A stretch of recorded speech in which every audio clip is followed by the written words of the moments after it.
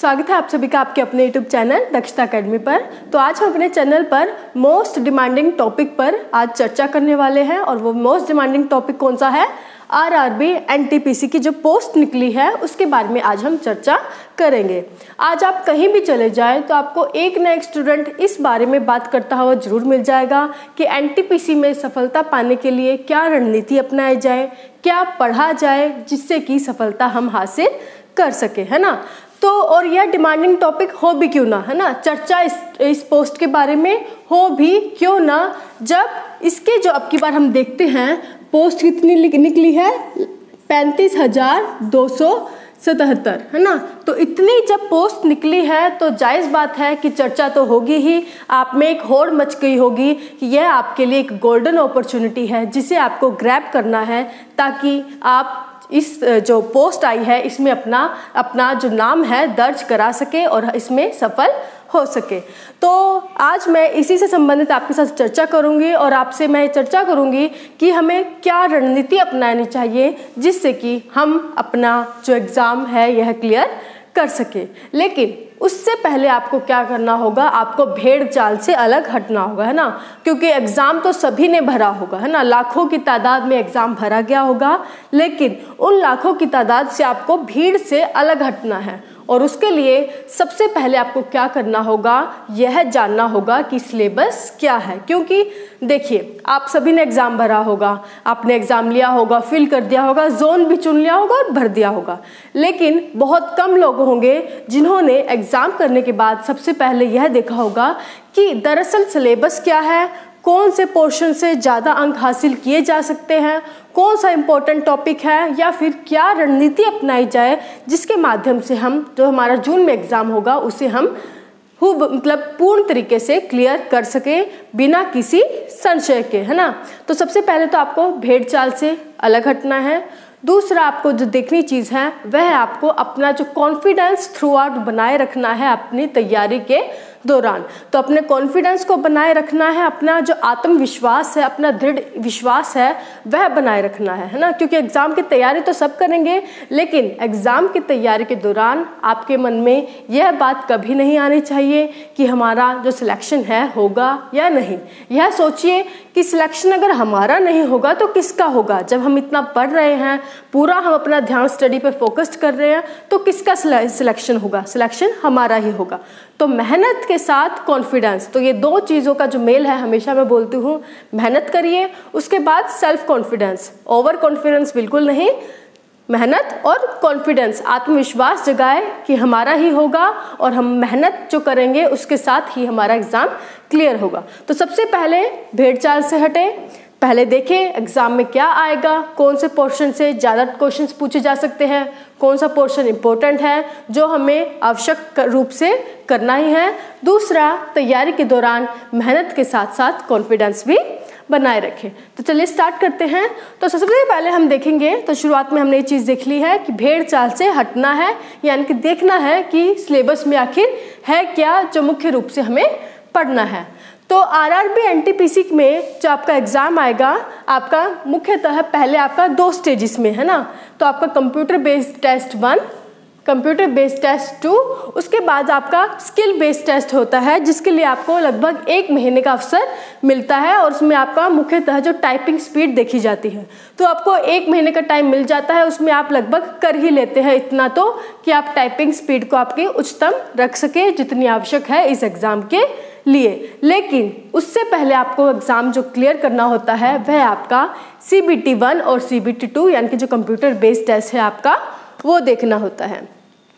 और जो computer based test 1 और 2 है, अगर आप इनको देखें तो आपको जो सिलेबस है वह पूर्ण रूप से सेम ही है। अगर आपका डिफरेंस है तो वह है आपका केवल क्वेश्चंस के स्तर पर, है ना। तो कंप्यूटर बेस्ड टेस्ट में जो आपका फर्स्ट पेपर है वह आपका अगर 100 क्वेश्चंस उसमें आते हैं तो सेकंड पेपर में आपके कितने आएंगे? 120 क्वेश्चन। तो मुख्य जो डिफरेंस है टेस्ट 1 और टेस्ट 2 में सिर्फ आपके क्वेश्चंस के नंबर पर बेस्ड है और कोई डिफरेंस नहीं है। तो इस चीज़ में बिल्कुल कंफ्यूजन मत होइए।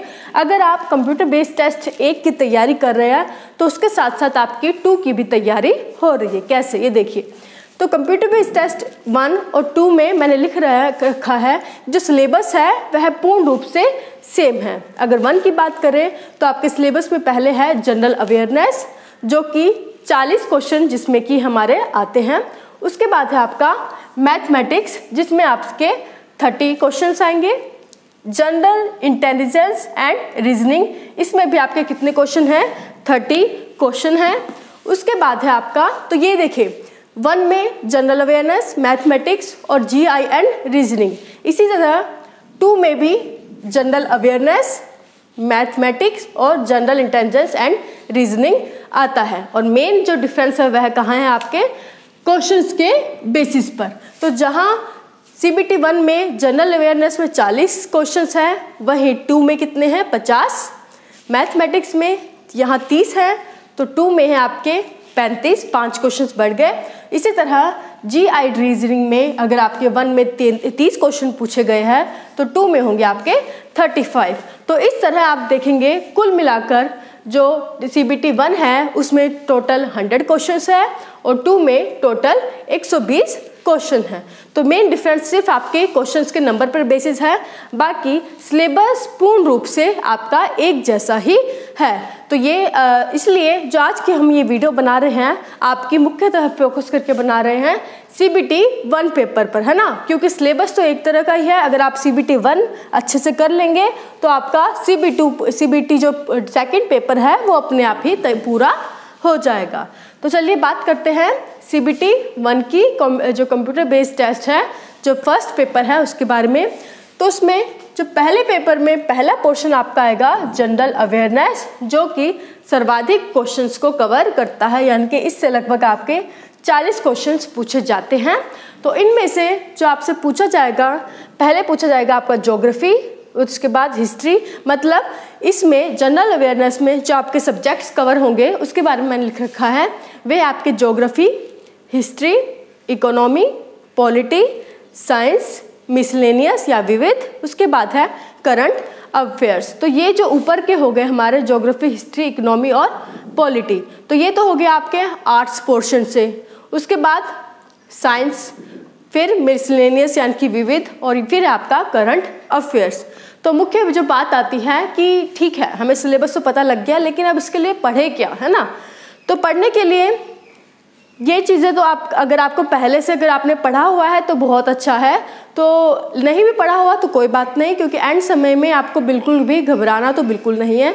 मेन चीज़ आपको फोकस रखनी है कि कम पढ़े लेकिन उसे बार बार पढ़े।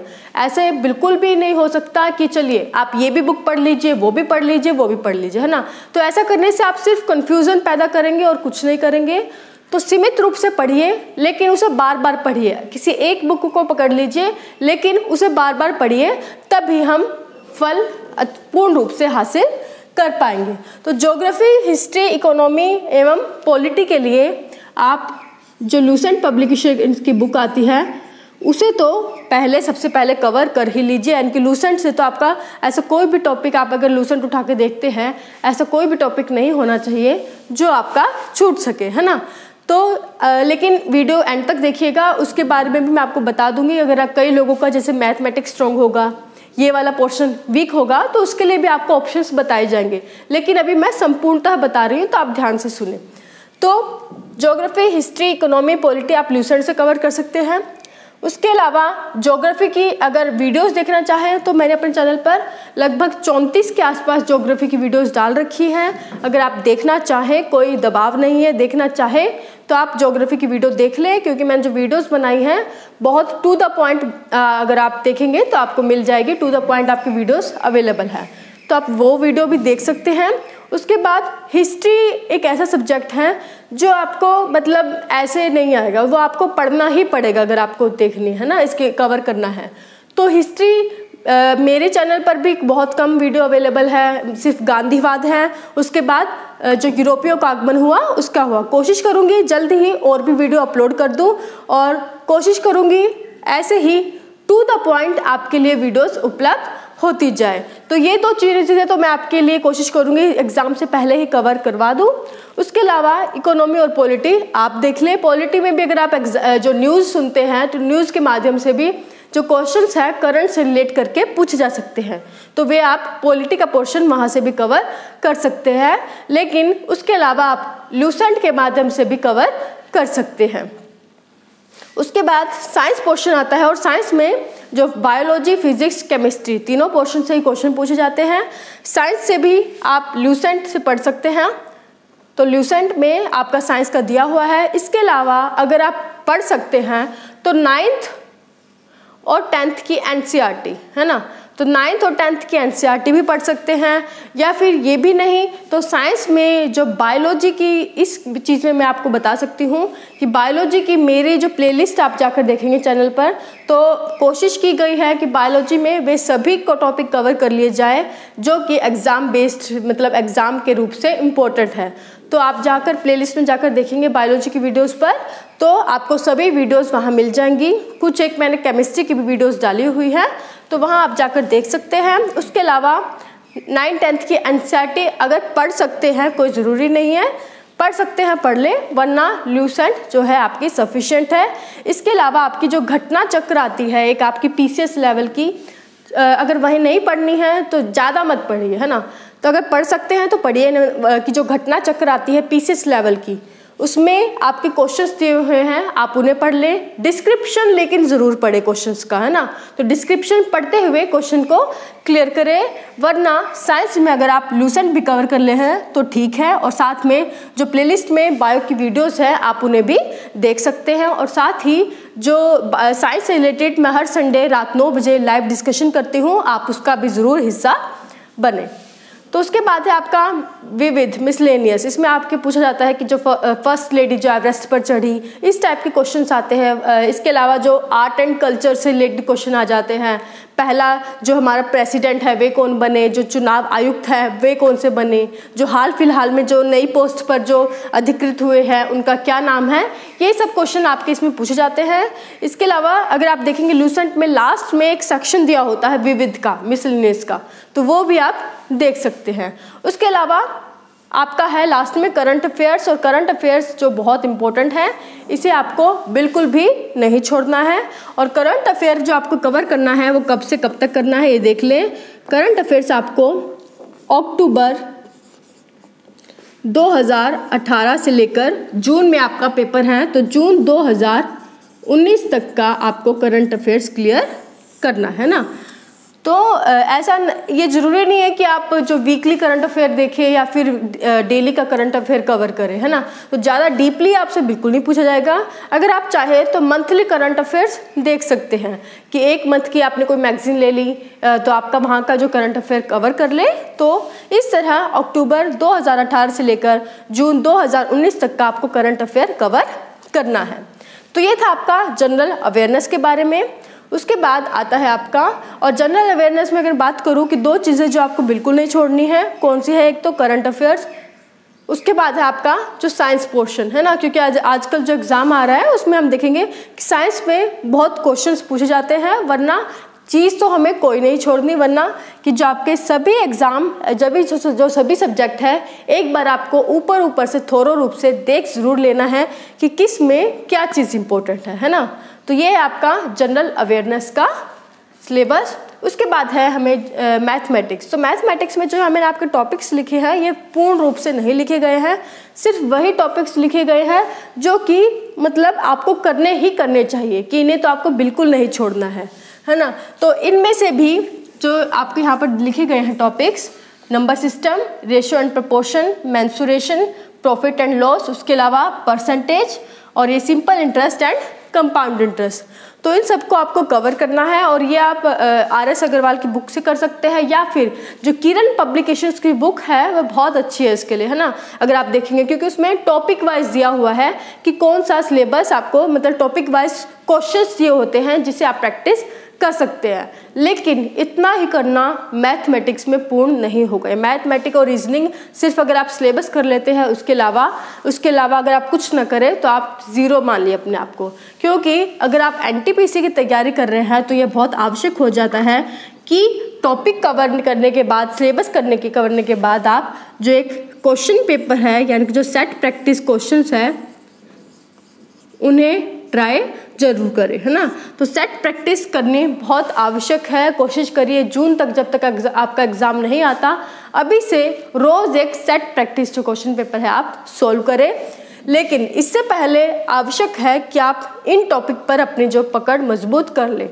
और ये जो मैथ्स के जो क्वेश्चन है, टॉपिक है, ये आपका कोई एडवांस मैथ नहीं है कि आपका जो एसएससी लेवल या जो पी बैंक पीओ लेवल का है, ये आपका नॉर्मल मैथ है जो कि 9th 10th लेवल का भी हो सकता है ना। तो नॉर्मल मैथ यहाँ आप देख सकते हैं सिलेबस में है, तो इन्हें आप पहले ये प्रिपेयर करें और उसके बाद रोज डेली सेट प्रैक्टिस जरूर टेस्ट दें।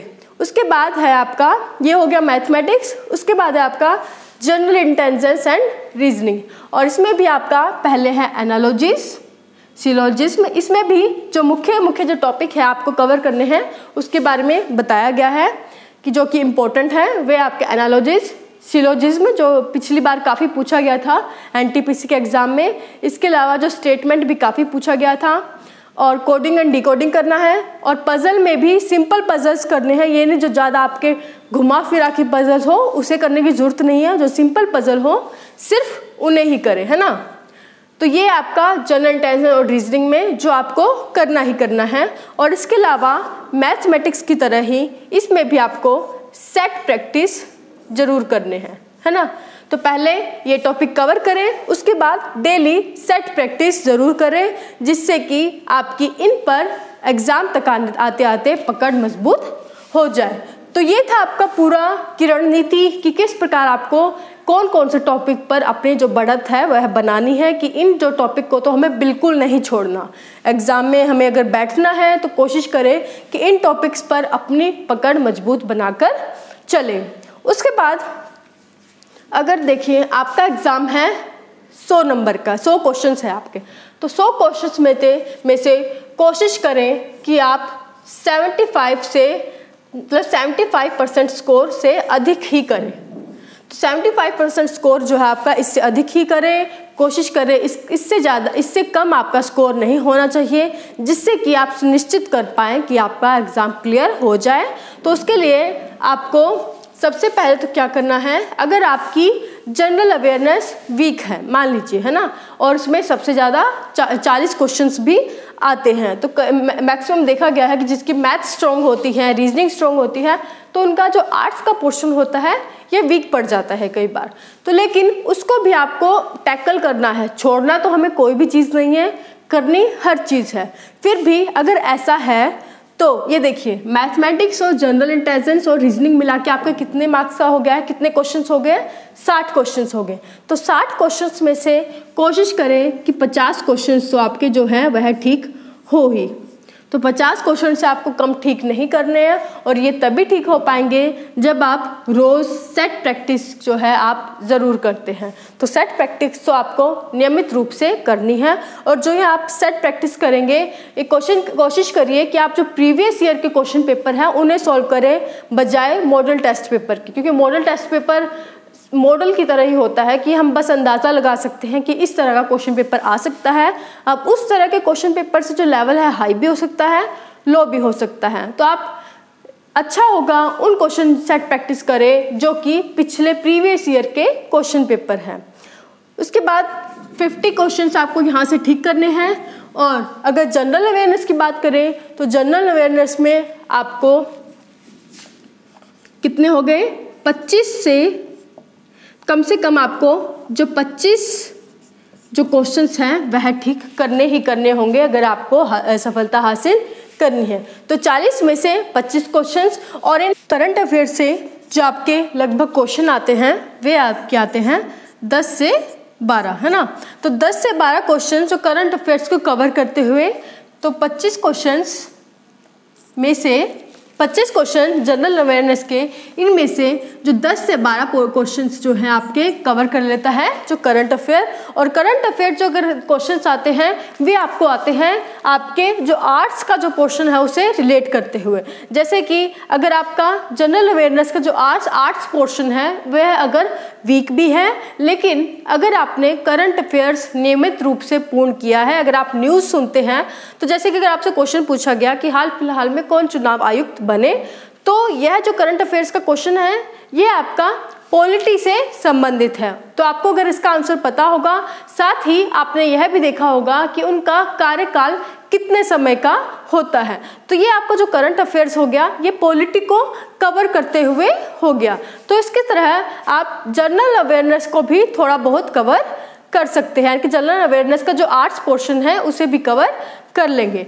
तो इसमें 25 क्वेश्चंस में से जनरल अवेयरनेस के 10 से 12 क्वेश्चन केवल आपका करंट अफेयर्स पूर्ण कर लेता है। उसके बाद जो आपका बाकी क्वेश्चंस बच गए हैं तो वह आपका बाकी का या जो आपका आर्ट्स पोर्शन है, उसके बाद साइंस और मिसलेनियस, यह है इसमें से कवर कर लीजिए। तो 25 में से अगर 10 से 12 हम क्वेश्चन घटा दें तो कितने आ गया आपका, तो लगभग आप लगा लिए कि 15 की एवरेज बनाकर चलिए, है ना। तो 15 जो क्वेश्चंस हैं आपको बाकी, यानी कि जो आर्ट्स है और मिसलेनियस है और साइंस है, तो इनमें से आपको 15 क्वेश्चंस ठीक करने हैं।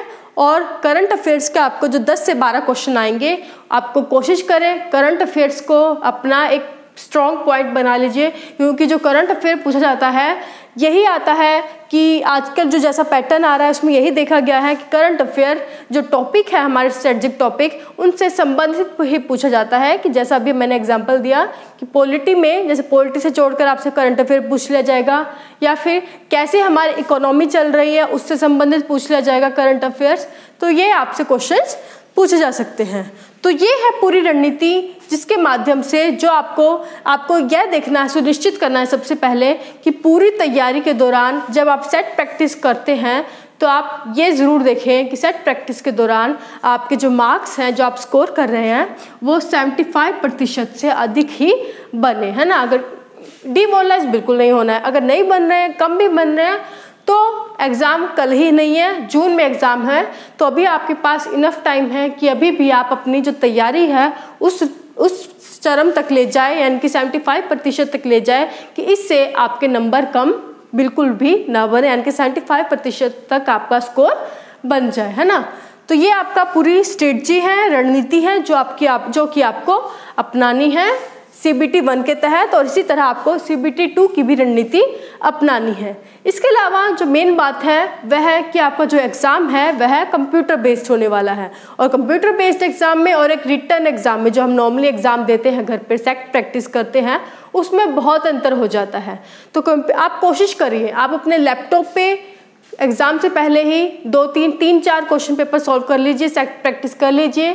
आपके पास लैप ही नहीं है, अपने फ्रेंड से ले लीजिए, साइबर कैफ़े से जाके कर लीजिए, लेकिन इस चीज़ में बिल्कुल लापरवाही मत बरतिएगा। एग्ज़ाम से पहले कम से कम 2 से 3 सेट प्रैक्टिस कंप्यूटर पर खुद से ज़रूर कर लीजिए, क्योंकि घर पर सेट प्रैक्टिस और कंप्यूटर पर सेट प्रैक्टिस में आपका कई बार 10 से 12 क्वेश्चंस का हेर फेर भी हो जाता है ना। तो एग्ज़ाम से पहले कंप्यूटर पर सेट प्रैक्टिस ज़रूर कर ले, कम से कम 3 से 4 सेट प्रैक्टिस ज़रूर कर ले। तो ये थी पूरी रणनीति जो आपको अपनानी है। आशा करती हूँ आप इसके माध्यम से चल पाएंगे या फिर इससे भी अच्छा करें, क्योंकि मैं ये नहीं कहती कि बिल्कुल मुझे ही फॉलो करें। अगर आप इससे और अच्छा कर सकते हैं तो आप उसे और अच्छा करें, लेकिन इन टॉपिक्स को बिल्कुल नहीं छोड़ना है आपको। और जनरल अवेयरनेस में आपको जो करंट अफेयर्स हैं और उसके बाद साइंस है, इन पोर्शंस को भी बिल्कुल नहीं छोड़ना है। बाकी आपको कवर तो सब कुछ करना ही है, कोई भी चीज़ नहीं छोड़नी। और वही बात दोबारा से दोहराना चाहूँगी कि दृढ़ विश्वास बनाए रखिए, आत्मविश्वास बनाए रखिए। सिलेक्शन और किसी का नहीं होगा, सिलेक्शन सिर्फ आपका ही होगा, क्योंकि हम मेहनत कर रहे हैं, और मेहनत कर रहे हैं तो सफलता जो हमारी हम रंग जरूर भरेंगे, तो सफलता हासिल करेंगे। और मुझे बहुत खुशी होगी कि अगर जब आपका रिजल्ट आ जाएगा आप मुझे कमेंट सेक्शन में बताएंगे कि मैम हमारा सिलेक्शन हो गया, तो वह मेरे लिए सबसे बड़ा गिफ्ट होगा। तो सफलता आप लोगों की होगी और किसी की नहीं होगी, लेकिन उसके लिए आपको एक पॉजिटिव एटीट्यूड बनाए रखना है, ठीक है। तो चलिए, all the best for your exam. और जून से पहले ही अपने आप को इतना तैयार कर लीजिए, इतना आत्मविश्वास भर लीजिए कि देखने वाला भी समझे कि हाँ इसका एग्ज़ाम तो क्लियर होगा ही, है ना। तो thank you so much, all the best.